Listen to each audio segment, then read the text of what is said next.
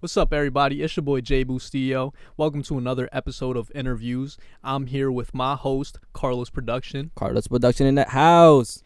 and also our guest. I'm gonna let you introduce yourself to the people.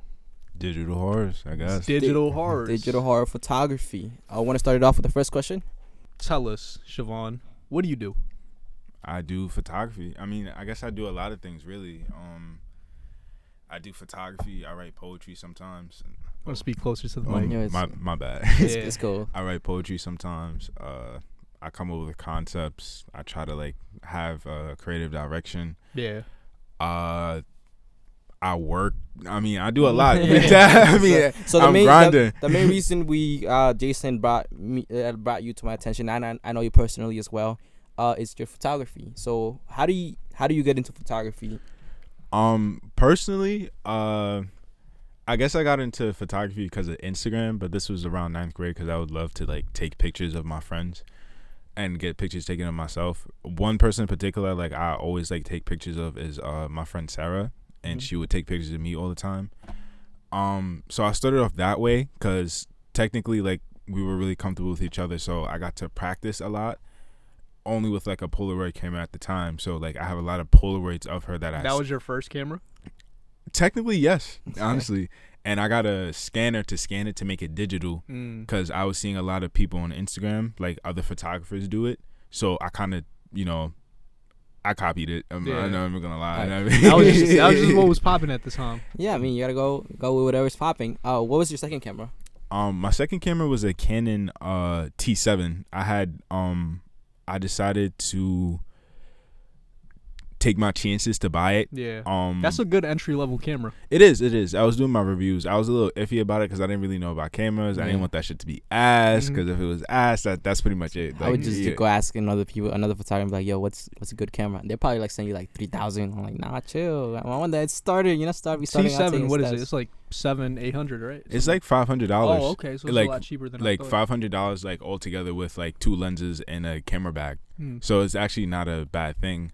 But if I knew what I know now, I wouldn't have bought it for $500 because I could have went on eBay for $100. That is always yo, if I knew what I knew, if I knew then what I know now, I would have bought something more flexible or But that's growth. That's your sign of growth. Now you know. Exactly, because you can actually buy used cameras off of eBay. And since that camera necessarily isn't that popular, you could probably literally buy it for $100. Yeah, sometimes they're expensive because they're new. But cameras 2018, they'll sell for half the price. Yeah. And that's because technology's value depreciates really, really quickly. And a camera's value depreciates? The only thing that doesn't depreciate is the lens. Exactly. A camera itself, they release cameras every single year that they're builds iPhones. on itself. Yeah, basically. Lenses though, you could use a lens from 2016, but it'll serve you so good because of how the build is different. Exactly. So you could get a 2020 camera with a 2016 lens. So if you want that 2016 look, literally just get the 2016 lens. Not necessarily, because a 2016 look you may be referring to edits or filters from that time, but the lens itself, it could be from 2016, but it takes sharp ass pictures. Think of the lens. You know those calculators we'll get in school? They still sell for the same price even though it's been years. So lens, it's versatile. You could put it in this camera, as long as you maybe have the adapters. But they rarely lose value. Only if you break a little piece or maybe it doesn't focus well, that's the only time it loses value. And generally speaking, people take really, really good care of the lens because if their lens is not working, the camera doesn't work. This is nerd talk right now. This is this photography, and that's what people don't know. They see you with a small body, oh, what the hell? He's not a real photographer. Yeah. But it's actually more about the lens. The bigger the lens, the bigger the depth of field you have too.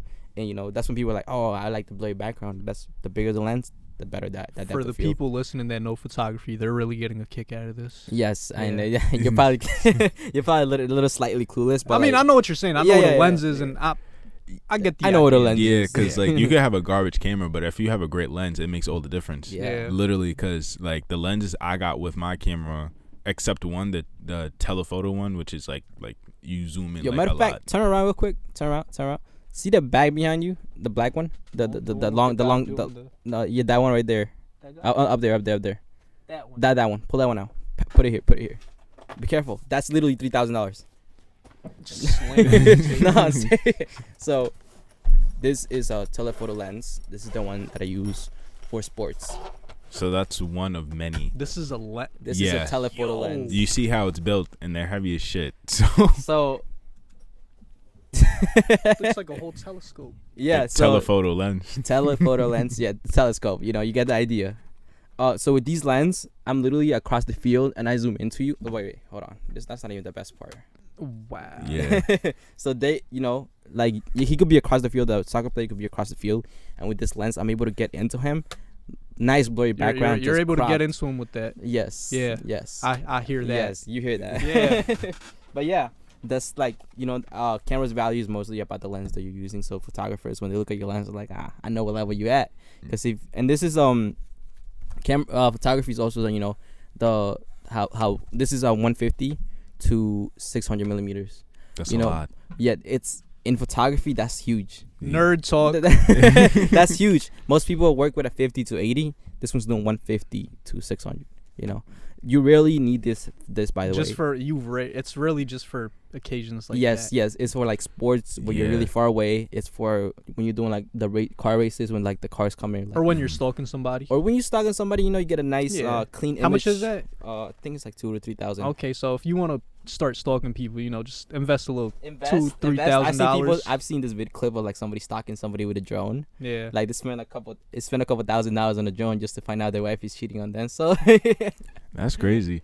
Terrible. But like that's the ability of that lens. So if you was really far away, you can really get still a nice shot. Yeah. With and this is a hood, by the way. It protects. Look, it actually protected my camera. I dropped it last week, and it dropped like it got hit with a soccer ball. So I was crying, bro. I'm like, the lens broke, but the hood protected it, and only this cracked, not the lens. nice. So yes, if you're doing photography, you know it is. You know what people think is like, oh, I want to get into photography, but no, it's expensive off the bat. It is. You know, audio you can get off, like, you know, us producers recording and Yeah, stuff. we crack plugins and all types of other We stuff. could crack plugins, you know, and the basic is just a computer. But photography, You need the hardware for it. You Yes. can't crack that. you can't crack the hardware. Yeah, for me, like if anything, not everybody has it like that. So for me, what I've been doing is like financing it. So I've been paying it off like little by little. Yeah. Yeah. So I've been like able to kind of advance. Uh-huh. That's what I've like when I first got my camera, because I was working at a bum ass job. Like I was working at Finish Line. I wasn't getting shit. Finish line ain't bum ass. Yes, I it mean, is. looks Yes, it good. I don't know Yes, what that it is, is. but It's It's a a shoe sneaker store. store. Sneaker shoe. It's a sneaker store. alright, Yeah, it's cool, but I wasn't getting paid much over there. So What was pay like? pay was terrible. I'm embarrassed to even say that shit. But Nah, it's- come on. Just Nah, for like the I was viewers. getting like 500 every 2 weeks practically. Nah, that's terrible. That's That is Yeah.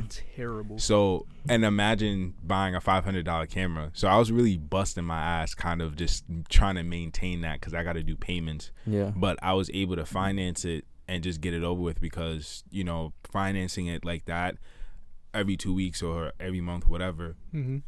it was better for me because, you know, I'm paying it off little by little. So yeah, there's different options when it comes to getting equipment. We were talking about this with Clearmind the other day, how he financed his studio, you know, like Yeah. how he got his capital. And he was like, literally, he said, my mind was blown away. He said I had 6 personal credit cards and I just maxed them out and built my studio. Yeah, and he got. Long story short, we had a studio owner here. Told us his story. He went into depth, but I think he's done made it back, and he has a really Yeah. nice studio. He has a really nice studio. Yeah, and this like, is one of his shirts actually. yeah, we Nice. representing. He's representing the Trap Yeah. Studio, and I'm representing Black Kid B, our Yeah. sponsor, by the way. Yeah. But Cool dude. you know, how I chose to do it was just, you know, whatever money I have, I just buy like small stuff. Like I started with that microphone. That was my first microphone ever. This was my second one, and then I have a third one that we're not using. Yeah. But it's like I decided to take it step by step, just because an audio world, you know, you can take it step by step. You start with the computer, get yourself some headphones. You know, you can take it step by step. Yo, he's really the combination of us two, because I do audio and you do visual. He really does both. Yeah, I know. I had never seen this nigga without a job. I swear to Yeah. God, like he's always working. Like you'll find this like The day he's jobless, that'll be a cold day in hell. I never seen this nigga without a job. So it's Yeah. like I don't even know. Every time, like when I was on Snapchat, this nigga was working at different places. I'm like, what the fuck? Yeah. Like every day was something new. I caught this nigga on the bus when I was going. That was the story. That was the story. You gotta tell that story, bro. I was on the bus to go to the studio for for photography because the guys had asked me to come in and check out the place, whatever. So Shout out to Music Mall. yeah, the Shout out to Mall. Music Mall for building that amazing space that you still keep building on. I'm amazed that guy is like 19 years old or 18. Music Mall. Yeah, it's a really nice space because like they have a studio in there. They have a photography. Where is this? It's in literally, Levittown, literally the Music Mall. That's remember the name. remember my other studio, like where I used to be at before this office, is across the street, literally like right next to Bounce. Oh. Yeah, We pass it every time. I'll I show you gotta on the check way it out. out. yeah. Like they even have a stage with like instruments and whatnot. Like it's a really nice. And I'm just only trying to help them because I really want that place to You get still going working for with them. them? Yeah. Like I do most of my shots there out of convenience because I don't want to go out to the so city. everything that you post on your page, it's in that place. You like usually The most 'cause, recent stuff, right? The most recent stuff. like is in there? like studio work, it's pretty Like much with the been in white there. screen and the green Yeah, screen. like studio pretty much has been in there because like out of convenience is better for me all around and everybody involved. it's just closer. Exactly. So, I'd rather do that than go out in the city because it's just that kind of a hassle, to be honest. Feel that. I wanted to ask, Mhm. why digital horrors? What does that mean? Is there anything significant I was about actually that wondering name? about that too. Digital horrors, because mind you, this photography page used to be my spam page, where I posted like a I lot think of. I remember when it was a spam page. Yeah, I posted a lot of bullshit on there. But one day I was listening to a song by Lucky, and it's called "Summertime Horrors," right? And every day, like I kept bouncing back and forth with the song, and like something about it, I just wanted to kind of change up my Instagram name. And I remember like I saw this guy. I think he's a producer. I'm not really sure, but his name is Digital Nas, and so I know you're one of my favorite. Yeah. So I was, and one day I kept playing around the names because I like digital as well, but I didn't know how to like incorporate it properly. You needed digital something. So So you were just looking for the other word that just fit. And so when I was listening to the song, like "Summertime Horrors," like that was like kind of the hook of the song or whatever, and I was like "Digital Horrors," and it just kind of it worked. It was like a ping pong in my head, like "Digital Horrors." So that's how that my name ended up being like that. Then after like my name been like that for like months or whatever, I decided to head into photography, and I think it stuck, to be honest. And people just like It call did. up, I call like up, it. like It's yo, a good name. call up Digital Horrors if you want photography. I mean, pretty much. I mean, just one thing I read, you had to be that guy that is just known for something. So me, when people call me up, I am known for a lot of stuff. So it's kind of crazy. I'm not known for one thing. But when people know that they want to get audio, video, or photo done, they're like, call Colors Production. of course. And like now I was kind of smart about my name when I added production because I knew for sure it wasn't gonna be just audio when I started this. So you just gotta be known for what you do, Of course. And when people, when people around you they're like, yo, I need a photo shoot done. Who do you think about? Do you think like Digital Horrors? Exactly. Just be that guy that people just remember, Of course. I mean, I try to have my own unique style, in terms of like editing and this, that, and the third to really try to cut myself from a different cloth. Because it's always going to be competition, whether it's friendly or whether it's not, it'll always be competition. Personally for me though, like I'm trying to connect all around the island because it's hard enough as it is.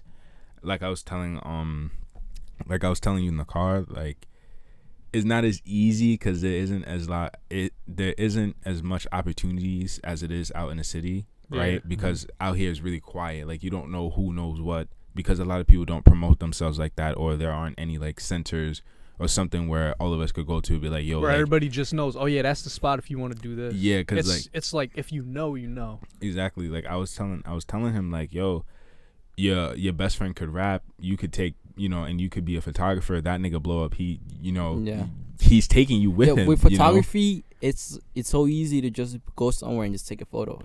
But like you have to find the right people. You could do artists. There's a lot of different areas of photography. So like photography, you could do car photography, like people indoor, outdoor. Weddings, like just sweep your scenes. Photography it opens so many doors. You could create your niche. Like, so what's your thing? What do you think is your thing? What do you like to photograph? People in general. Like I don't like like people in parties, people in daily life. I like doing the concept shoots. I think of because like them? Yeah, because like I think about stuff all the time. Like if you were to ask me a question, I'll just keep talking about it for hours. Like I know niggas get tired of me talking because I could just go on and on and on about it. But I get a lot of concept ideas in my head after seeing a picture. So I'm like, hey, like so and so, do you mind like doing this with me? or whatever, because I think it'd be like a really good look for the both of us, or I think you would model really good in So this. do you like? I was thinking because I saw you post a list of models. I'm like, you worked with all of them. I worked with most of them, Mhm. but like I have a group chat with other photographers, and I'm like, and hey, and I was like, hey, yo, like if y'all have anybody that y'all like taking pictures with, or any models that y'all like taking pictures with, or you think it'd be a good fit, send them over. Oh yeah, because you have photographers looking at your page and they're like, I need a model, and like they could refer to your list of like models you recommend. Exactly, because I'm not trying to put it all on my shoulders, but I'm trying to make it easier.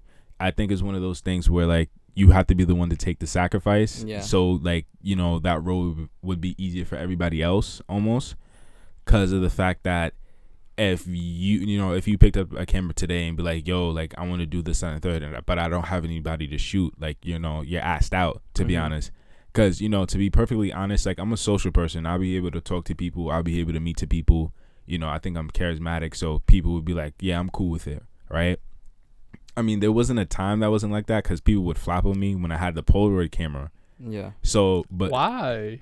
oh, I don't know. It was It's mad. it's just because they see your Polaroid camera, like, really? Anybody can do that. Like, Exactly. It's that Yeah. mentality with, like, Yeah. models, especially models. Like, your camera has to be huge. Like, size matters. But nah, it's weird because like I would ask friends. So like most of the people I'm shooting today, I didn't really know them, but I would mostly ask friends, and they would flop on me every time, except Sarah. So that's why I brought her. Sarah, you're a real one. Shout out to Sarah for being a real one from the start. We always shout out the real ones. There's always that one person that's going to be, like, there for you. It's always that one. Yeah, you're Yeah, right. so shout out to Sarah for being the OG, being the one and only. Yeah, because she wouldn't mind like every day, like, hey, like I got like a new pack of Polaroids, we could run through, and mind you, Polaroids are expensive as shit. They So are. I'm running through packs of them, like, hey, like let's just take a bunch of You them. were acting like it was digital, bro. You were Yeah. like, I got Yo, I have a 128 Polaroid gigabytes. camera. Whenever I shoot on it, the film always comes out white. Always. It's probably Your exposure. yeah, you got to be very delicate with a Polaroid. Yeah. You got to, like, if it's too much, like if you were to take a picture right now and the room was bright, it's gonna come out white. Like, I hate that, you bro, gotta- because like you said, the film is expensive. yeah, so you got to be able to control like whatever setting, like the settings is on, like it's not that much control, but like you got to Yeah, be able it has a picture of a cloud in the sun. I'm looking at it like, what does this mean? if it's cloudy, It's you for know, outdoors. if it's sunny, like that's the setting you want to be on. Yeah, if you're that's what I'm outdoors and saying. it has the picture of like the cloud and the sun, that's probably the setting you want to then be you in. got the L and dark mode, so you got to be careful with that, because if it's on L, then it's gonna be super overexposed. You really got to play with it. And All right, let's talk about the parameters of a camera, right? Like, what are the settings of a camera that you switch to get everything about a camera is about getting the perfect exposure. There's never really a set stone like, oh, this is a perfect exposure. You could vary, right?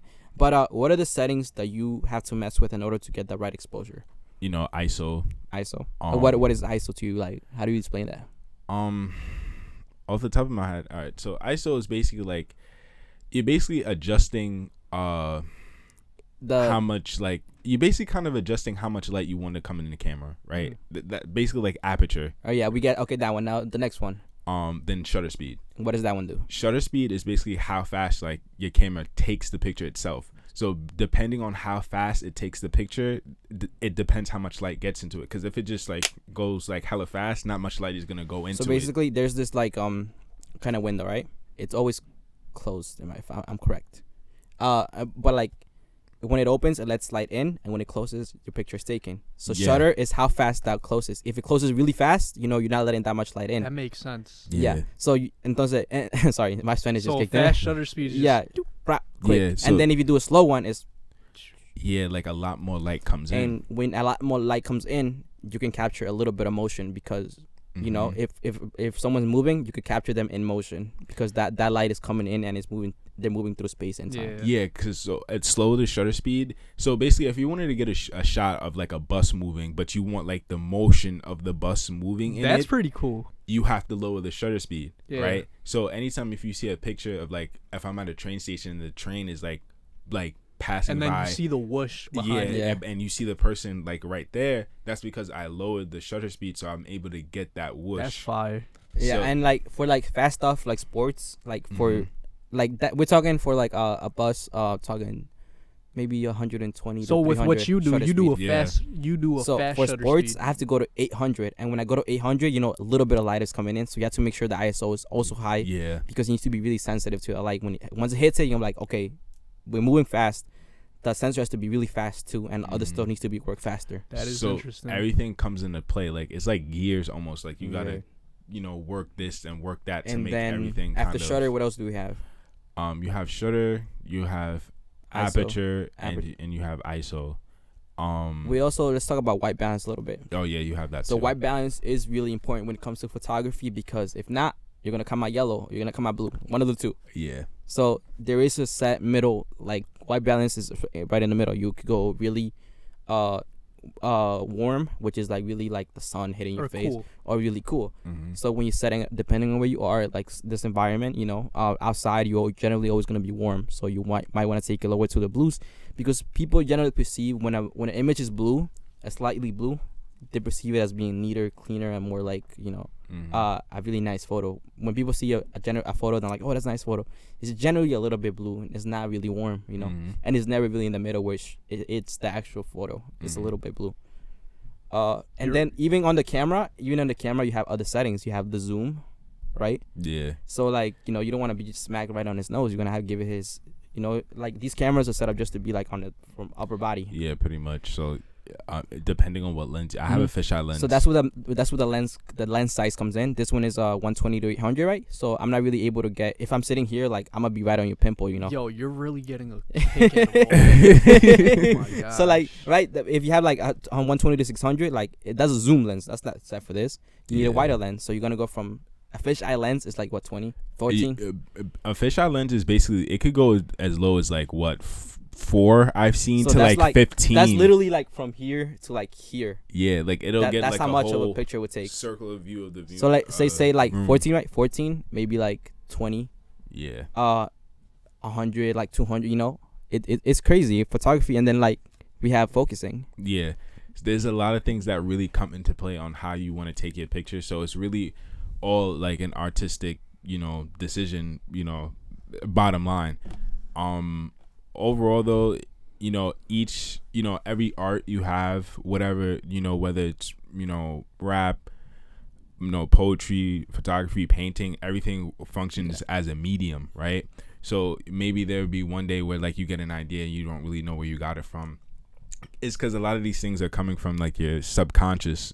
So like, to me, a lot of times you have to be careful about the mediums that you're in, especially as a creative, because you don't know the source of where these ideas are coming from at a certain time. Wait, explain that. So a medium is something that you're in, right? Everyone here is in a medium, almost like, you do engineering. Yeah, I do music. He does like Everything. Exactly, like he does post-production, he does engineering. Our medium would be like maybe our hard drives or like computer, right? No. Mediums as in like art Oh, or okay. what Like you're your like occupation. basically, A right? creative occupation? Or Yeah, just, like basically, right? And so what I'm saying is like, I guess as a creative, I would say sometimes you have to be careful about where some of your ideas might be coming from, because it might be evoking something that people probably shouldn't be even interacting with. So what I mean by that is, and the reason why I use painting as an example, because I think that's like the best example I could use, because the other ones you're not going to be able to tell as much. But if someone came in the room and said, hey, I painted this and this shit is creepy as fuck, right? That didn't come from nowhere, basically. So it came from somewhere. Yeah. And whether either it came, and sometimes art usually is a reflection coming out of us in some ways, Mostly what you feel. Or sometimes you may be getting an idea from a subconscious level where you're not even realizing like, hey, like this is coming out of my psyche, but I don't know what it is, like, really. So I say that to say, because even for me, like, I try to be careful with the shoots I have, because I don't want to be like approaching on an edge, like overdoing it with some people, you know what I'm saying? Because sometimes it's like, oh yeah, I have this idea, but like this shit is ballsy, like this shit is like crazy, like why would I, like, what's the ballsiest idea you've had? To be honest, realistically, so I wouldn't say it's the craziest idea, because I feel like my ideas are pretty tame, but Yeah. that's me, to be honest. but like sometimes I feel like a lot of my ideas could be like drug filled. Like, okay, like, oh yeah, you got like a bunch of people in here, like in a room full of drugs and stuff like that. But you can make it artistic. But sometimes you gotta see like where is that coming from me, and sometimes it could be. I think that's a product of your environment. Yeah, exactly. Yeah. So, that's a so really I get it. So maybe or like, you know, things you see or things you listen to. it's a reflection of what you experience. Maybe you're not doing the drugs, but maybe you're surrounded by it. Exactly. And maybe I get what you're saying. And so I'm leading this conversation on to say like it's also important as a photographer not to infringe. That's the word I was looking for. Not to infringe on people's like personal space. You know what I'm saying? How so? Because a lot of like a lot of people go into photography or do a lot of people do photography just to carve out their sexual desires, right? That's big in photography. We have these pervs just have a camera. So- There's and then photographers. they just invite women in, and they're like, "All right, get naked." So this is a conversation in basically. like photography, no right? art, But no art, no There's no artistic. There's just like their perverted mind. creativeness behind that. They just want to see naked chicks. so basically, like they could be on a technical level, they could be great photographers, right? But that, you know, that thing that's in their psyche, because you could be hypersexual or basically overly sexual about things.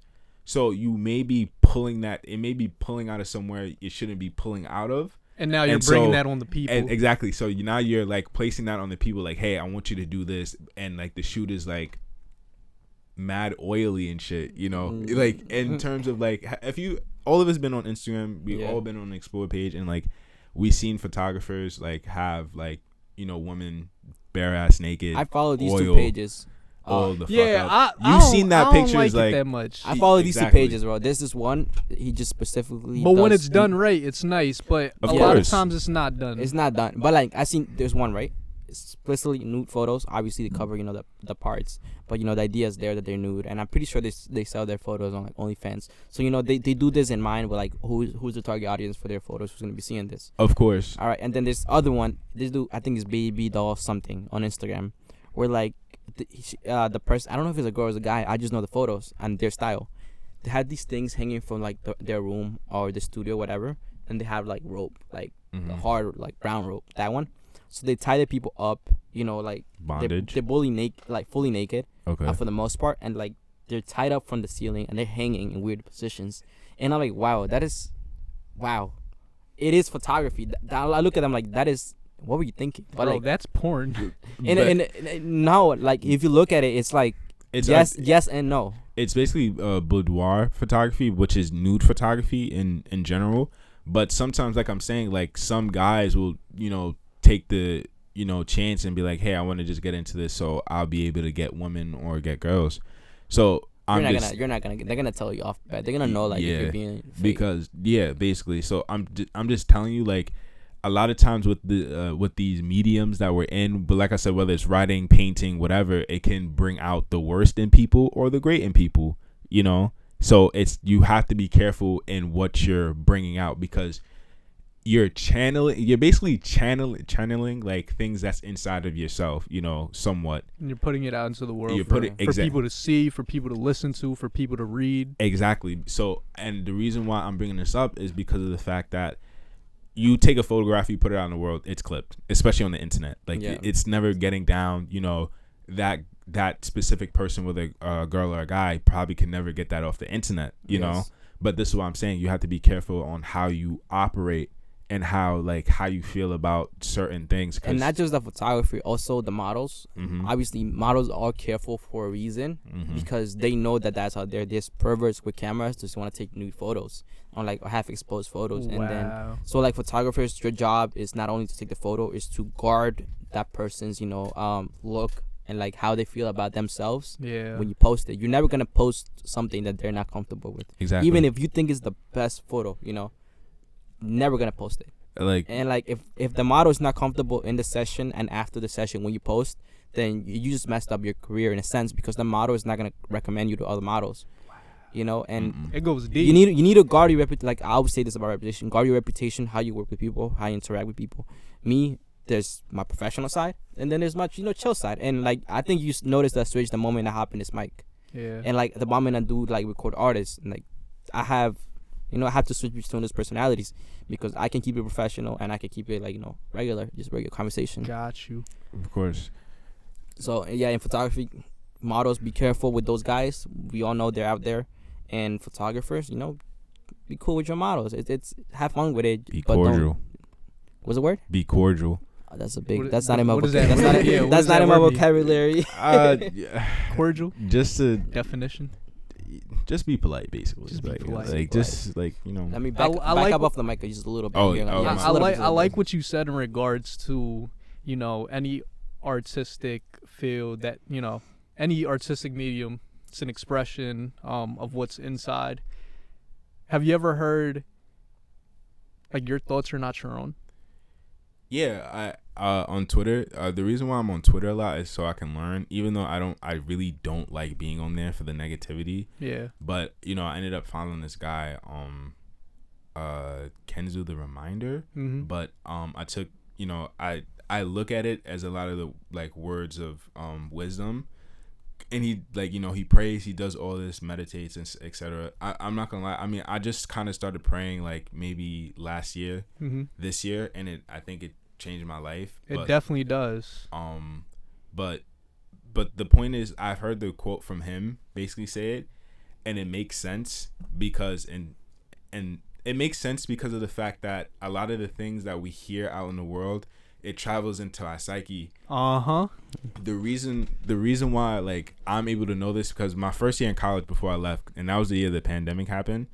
I remember my freshman class teacher, a professor, she was showing us basically like how like ads add into our like sexual desires, and or how it plays on like insecurities on women and young girls, because like you would have like an ad like let's say like McDonald's or some shit, but they'll mention some shit about boobs, and they would, and like all jokes aside, that sounds funny, but like they would do some shit like that, like, and it could be all different kind of brands all across the board, and they would basically sexualize certain things about it. And imagine you watching TV every single day and you see commercials like that, And it's just maybe out of that 100% of that commercial, just maybe 5% of it is sexualized. not even No, the whole sometimes the it's whole whole thing. scenery. No, the whole thing is, but you don't understand it because it's symbolism. Oh, I know what you're So, saying. So like man, they're it- presenting a burger and then it has like Like, this sexy music. Oh, It's yeah, so just yeah, good. like Like, exactly that like as like is as weird as it is, It works. It plays into your psyche. So sometimes you'd be like, when the fuck was I into this? And you never know how, because And when you think of a burger, you think slow music and like this, Exactly. it's playing into Yo, your psyche. this is scary. Because It- when I think of McDonald's, okay, first of all, I think of food like the ads. That's how I think of food. Think of McDonald's right now. What do you see? Ba-da-ba-ba-ba. What about the picture of Bread. the? You see the slow motion of the burger, just you're like, that's hot what and that's what you're all steamy. seeing right. Exactly what I was How- thinking. you know, Exactly. and So as that's playing weird- into your psyche. As weird as it is, it plays into your psyche. So sometimes you, like I said, you have to be careful about the mediums that you're in and what comes out of it, because sometimes you think you're fine, but the stuff like this travels into your psyche, and then it becomes a part of you in a way where you're operating off of these things in your psyche and you don't even know why. So when it comes to like what you said, like sometimes it, what was the quote again? I'm sorry. Oh, was that thought even yours? I think in terms of even with the music we listen to, like Yeah. we're listening to someone's like, Psyche. because That's why you gotta be Well- careful what you. You're right. You gotta be careful. Just Essentially, like what you're saying careful is, with what you eat, be careful what you feed because your your brain eats too. Exactly. Yo, you ever look at a picture of a brain? I think I told this to Yeah. you before. Look at the long intestines of that processes the food. If you look at the brain, it looks like intestines just wrapped up. Yeah. And your eyes and ears are the means by which the brain eats. Yeah, they're receivers basically. So this is why I'm saying you have to be careful on what you ingest. But most of us, like, we grew up on TV, internet. It's pretty much clipped from the beginning because there's no way you can track it until you're older and you realize, You oh have to- The shit. damage is At already one done. point, you need to wake up and realize it. It's like you in there. You wake up one day. You one day you have Some to wake people up. don't wake up. Some people don't wake. They You- just keep But you consuming it. You remember how I told you in the car, like some people are comfortable in their illusion. So even if you try to uproot that for them, it's never gonna work. Yo, I want to. Does that have anything to do with? Because I noticed some of your photos kind of tie back into the Matrix. That last street you did, that's Matrix vibes. Yeah, Oh, like way. what is it I with mean, you in the Matrix? Technically, that wasn't even my idea. Oh, that wasn't even my idea. But I mean, have you seen the movie though? Of course.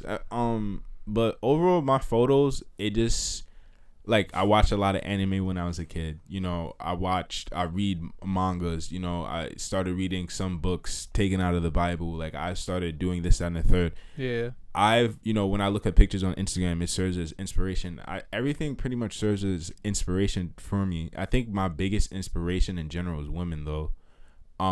Not in a perverted way, though. I was looking at it. He can go deeper. Not like that, though. He can go deeper into and it. The reason why I say my biggest inspiration is women, and I think the reason why I'm oftentimes shooting women is because, like, I'm in love with shows like, or movies like Kill Bill, for example, right? Or I seen that too. You've had Kill Bill concept shoots. I still have more coming up. You know, like I'm in love with like Kill Bill, or like maybe Alice from Resident Evil, the Resident Evil. I love her, bro. Movies, I love those movies, bro. I watch them still for like Halloween type times. I think my thing is though, like I think I'm really enamored with Enamored, yo. Pass me your dictionary. Yeah, what kind of music do you listen to? Ignorant shit. Nigga, I listen to drill like 24/7. Okay, but enamored, that's quite the word. But I think I'm enamored with a lot of like women, like in a lot of like for lack of a better term, badass like scenarios almost. You love badass women. Yeah. I guess, shoot him, but yeah. But at the end of the day, I think that's where a lot of my inspiration comes from. And like most of my like friends throughout my life has been women, you know. So a lot of things just travel back. So your surroundings did in fact impact your photography. Yeah, but that's what I'm saying. You gotta, be careful with what you consume, because that's what you're gonna deliver. Exactly. So imagine this, right? If you're a guy that watches porn every day, then you pick up a camera. What do you think is gonna happen? Yeah, like exactly my point. What you do you pick think? up the camera, you see a woman. It's just dirty thoughts. Exactly my point. So if you consume, and then the way you interact with her, it just plays out. And now she's like, "Yeah, this guy's a creep. I'm never." But you see how it is, like if you the more you consume of one thing, like that could like operate almost as if it's like a parasite. Yeah. To be honest, and you have no clue what's going on. So you gotta be able to watch what you're seeing. A lot of our thoughts aren't our own. I'm sorry. Yeah, I get what you're saying. Let's throw the conversation a little bit. What are some challenges in photography? Nah, fuck that. Hold I on. like what he's talking I about. thought no, we got it. It was good.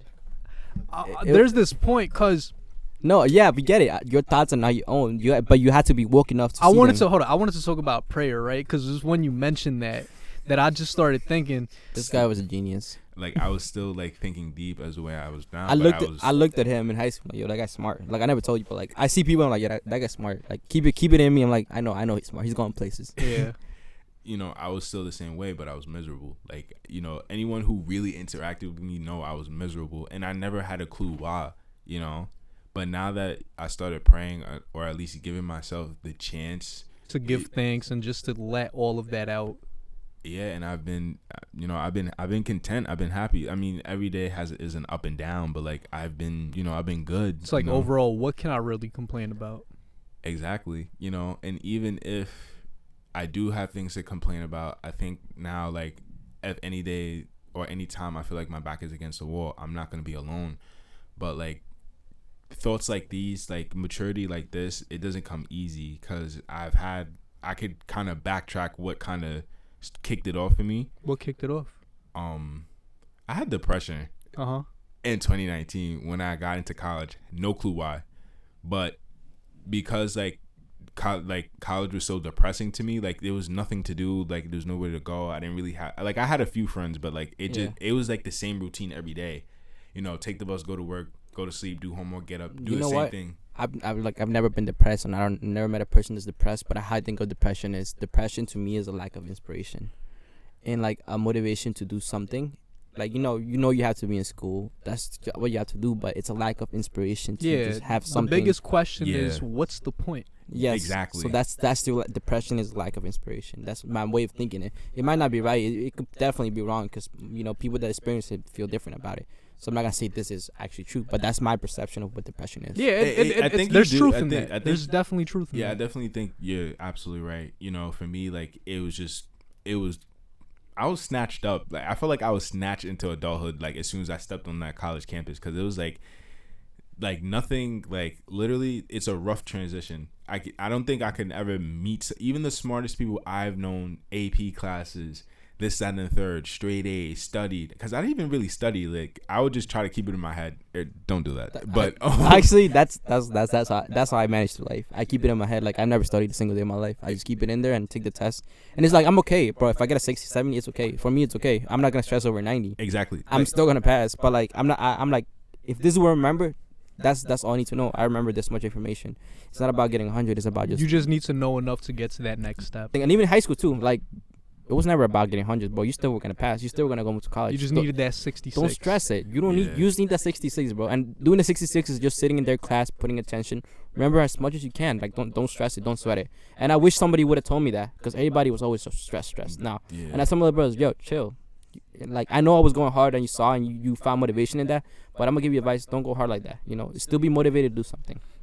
But And I'm yeah. sorry. You could go back to your. Yeah, so basically it kind of snatched me up into it's a rough transition. I've met, like I said, like I've had friends, AP classes, whatever, literally drop out, and these are probably the smartest people I've ever met in my life, so so far, Mhm. especially on a technical level, just drop out, and just not do anything after, because it's such a rough transition. It is. you know It is. I dropped all my APs. Like, look, I'm a smart person. I know I am. Shit. I had so many APs. Cocky much? I know what I am. But like I know I was and I know I am. And I have so many classes, AP classes, like, I gotta study for this test. Like, bro, when I decided to do music and do this, I'm like, you know what? Drop all my AP classes, go back to regular classes. I don't have to be putting attention like that in regular classes, There's a lower expectation. I'm like, I'm cool with that. I passed all those classes with hundreds. And it gives you the I look like space I to look like the smartest breathe. motherfucker out there, but I was just being me. That's just, and it gave me time to focus on this, focus on that. exactly. And that's when I was able to get motivated to do something else because I have so Yeah. much more. You free got more. time. You got more space. You don't got to worry about hitting the books like that no more. Yeah. Exactly. All right. Sorry. What, Why is he- what got you out of that depression though? I was reading a manga called Vagabond. Manga got him out of depression, guys. If you're depressed, just Oh, maybe read Manga's some the way to manga. go. So Vagabond in general, it was a author's rendition of a real life samurai out of Japan. This samurai in particular, though, he's considered the greatest samurai to ever exist in Japan, though, right? Real story? Yeah, this is real life. Like this is real life. Like this man. They actually, just put it in a manga. Yeah, like this is the story. Like this is the author's, Whoa, a rendition. historical manga? Not necessarily historical in some sense, but like I said, like this is the author's rendition. So Mhm. obviously, like you're filling in the gaps and whatever. He's editing certain Oh pieces. yeah, that's what I'm saying. So basically the main point of the show was like what is it to be the strongest under the sun, and so our main character, Miyamoto Musashi, he basically goes on a quest to basically find out what is it to mean, what is true strength practically, right? And he's come across people who had that strength, but it was such a scary thing, right? Not with like scary with like killing intent, but scary with how like warm they are before they're about to kill you. How Like, warm they are. basically like their aura in a sense. You can like if someone's about to kill you, you kind of could feel their intent basically, right? But for these guys that he was, trying to chase after and try to like, fight them or whatever, that like had the strength he was looking for, they had no killing intent at all. But he can tell that in a moment's notice, like they could like lop your head off. Well, basically like cut your head off, right? In a moment's notice because they're that strong, but they don't have the killing intent, behind it. It's almost like their strength was embracing you basically, in a weird way. All right. So How does this get so- you out of your depression? so in a weird way, I had asked my Muslim friend what is strength for him, right? Because I wanted to be strong myself. So I was like, what's strength to him?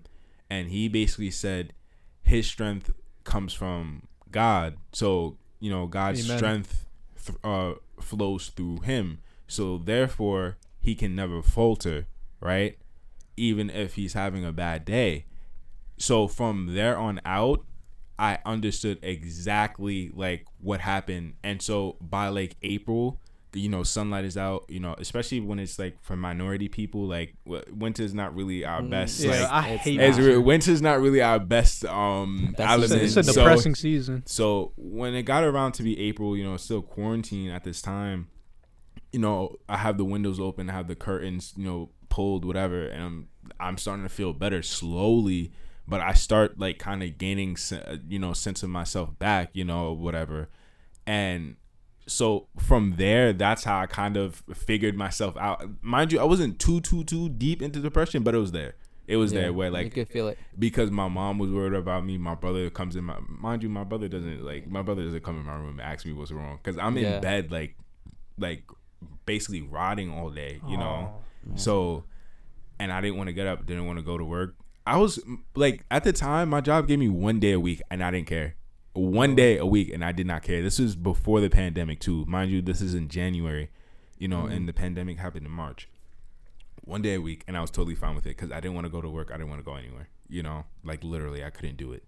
So imagine feeling like that to like even, trying to function and move. If I didn't read it, I don't know where I would have. It sounds like you had a difficult period transitioning from high school into your college and your career and what you wanted to do, and like you were lacking that inspiration, motivation to do something, and I see that a lot. It's like, and for me, it's people that were really stuck in high school. We're doing AP classes, we're doing the most in school, they're busy, like kudos to you, you were doing something, you were you're in the getting your education in high school, but they took education so serious that it became a part of their life. And when like high school, you graduated, you get your diploma, and you're like, okay, I'm done. What's next?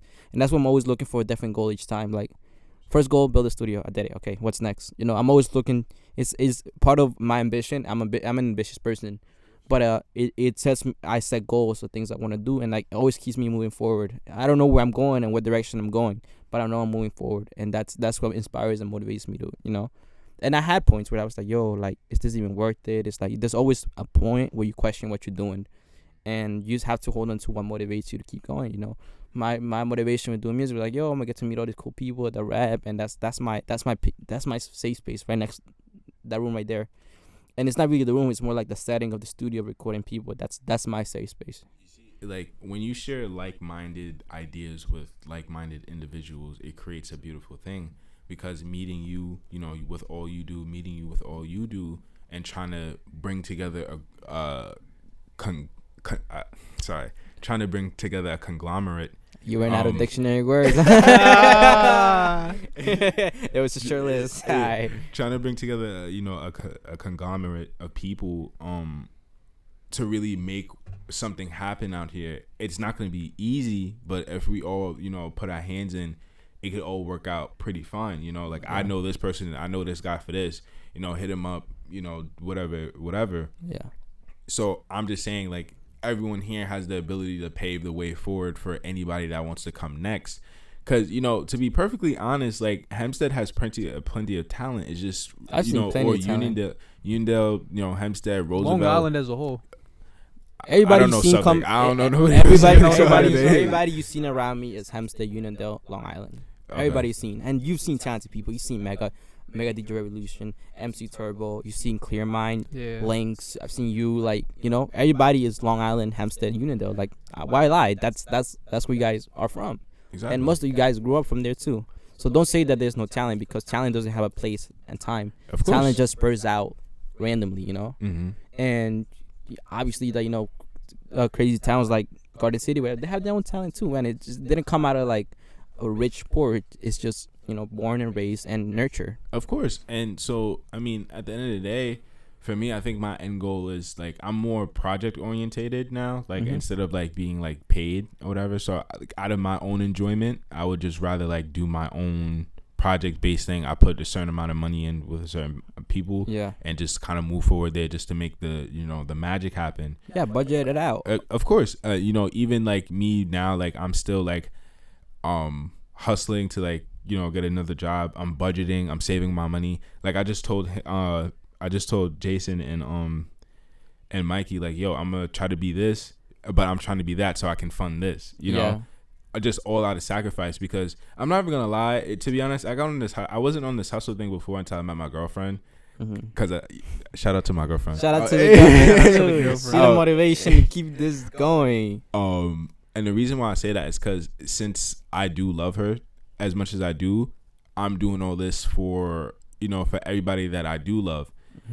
And the reason I say that is because, like I was telling Jason back again to the car in the car, I want the betterment for everybody. And sometimes trying to tell people that directly, you can't do it. Yeah, so you gotta show it. You gotta do it. You gotta kind of scoop them up. And with what you're doing, that is such a perfect way to do it. That is such a perfect way to do it. You can, in the same way that advertisements plant this in the minds of the people, like, yo, bro, you know where we're at. Exactly. You know where we live. You know our environment. So, best believe people are tuned in with what you do. Of course. So, I think it's something worth keeping in mind. Like, you talk about the medium and putting out what you're putting out. Like, how does this influence the people? You have that kind of influence where you can really, starting off, subliminally shift people in a better direction. Like, if you wanted people to stop littering, for example, I know you can cook up something and shoot something which says, like, which basically lets them know, like, yo, littering's a pretty shitty thing to do. Don't shit where you eat. Of course. Like I told you, like, don't shit where you eat. But you have to understand, like I told you, if you want people to stop doing something, you got to lead by example. You got to influence them. You litter?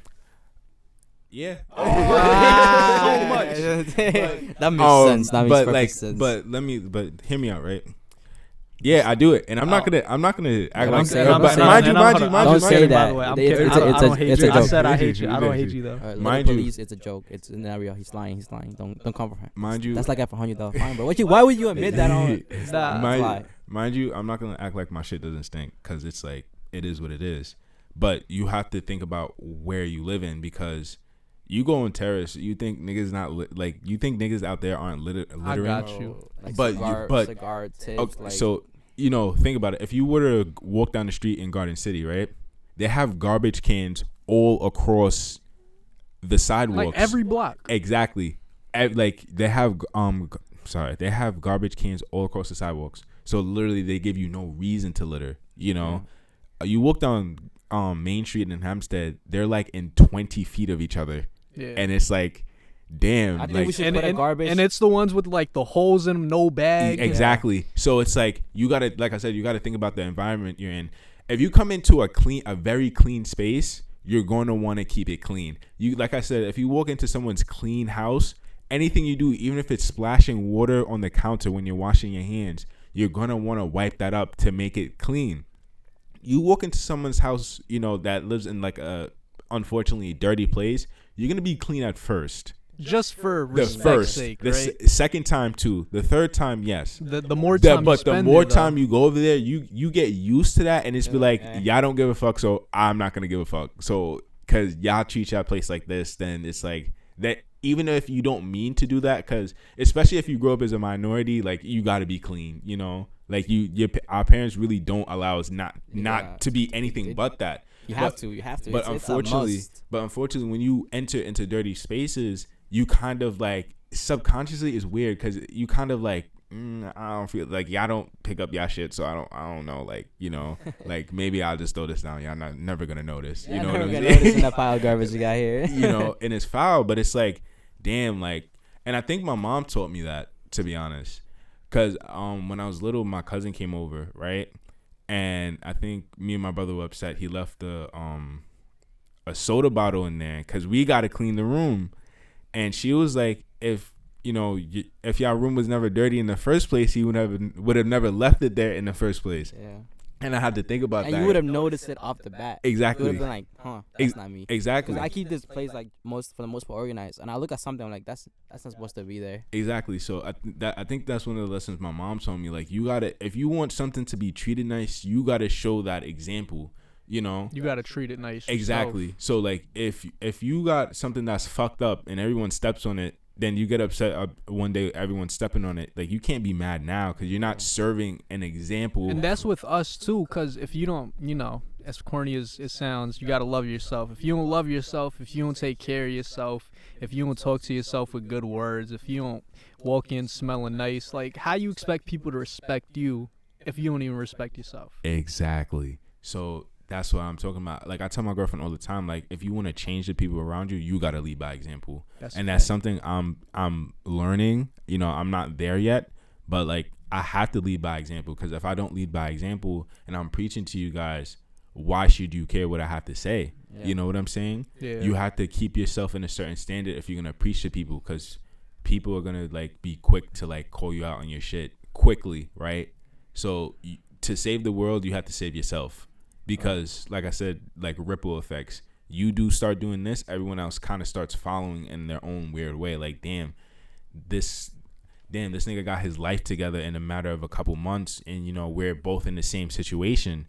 So what can I do to do the same? You kind of pull each other up one by one by kind of saving yourself, because if you try to save the world without saving yourself, only you die in the end. You've got to make those the sacrifices airplane first. situation where like the airplane, when like in case of any emergency, to tell mothers, adults, first put your mask on, save yourself so you can save others. And that's my mentality. Like, I have to be up there to be able to pull someone up. You can't pull someone up while you're already down there yourself. So that's like a really great mentality to walk to. Just save yourself first, and then see what you can get back to the world.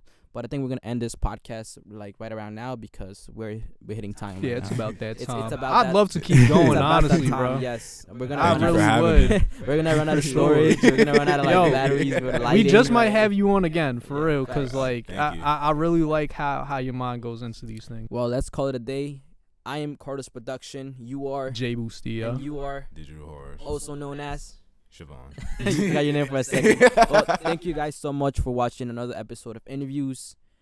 I appreciate you guys for watching this. Thank you. Just thank you. Without you guys, without Siobhan, without Jay, without Thomas in the back and Matt over here. Shout out controlling Thomas. the Shout camera. out to Tom It and won't be Matt. possible, but this is really, like, I try to do it myself. I just literally can't. And I tell everybody that I can't. Like, if you down to ride with me, like, we'll ride with, like, a half empty tank. But we'll get there. Thank you guys for watching Interviews. Till next time.